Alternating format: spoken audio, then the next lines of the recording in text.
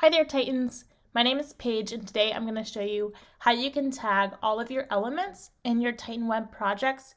And tagging things will help you to locate different elements and components in your project when you're mapping things or configuring other settings within your site. So let's get started. You can tag absolutely every element in your project. So right now I have clicked on my strip. And I'll just show you how I tag, I'll tag everything on this page for you guys.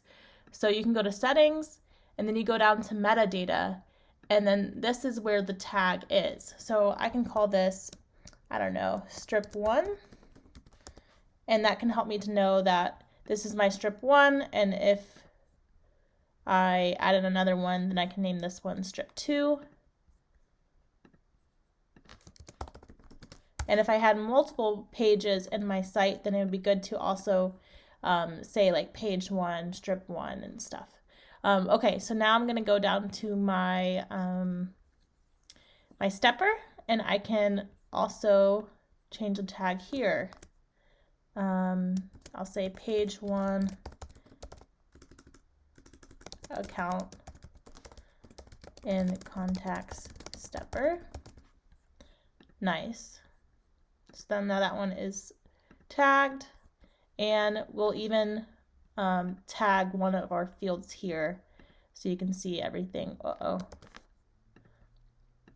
See everything being tagged. So it looks like I already added a tag here, account name. I'm also just going to say page 1, or you can put like home page. It's just good to know like where you're in your tag, you can use it to locate where it is. Okay, so the reason why we do this is because say we were to put a action here that when they click next, we're going to create this account.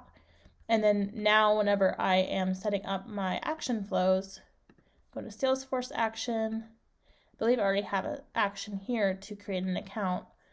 But when I'm mapping things, I can now, instead of seeing the title or label of the element, I can see the tag that I gave it. So this can be really good whenever you're looking for things. So maybe page 1, and I can find that account name and see where it's mapped. So that is really helpful, especially when you have a very large project. And then here I'm going to move it after they're done pushing the account, creating the account in Salesforce. I will have the site go to the next tab. So I'm going to do that by going to tab interactivity. This is where I choose my tab element, and you can see right here that tab that I created, and you can see the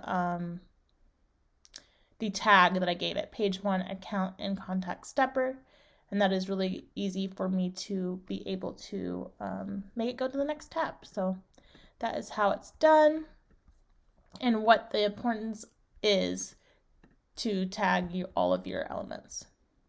So I hope that this helps, and of course use that tag ability to help you stay organized with your projects.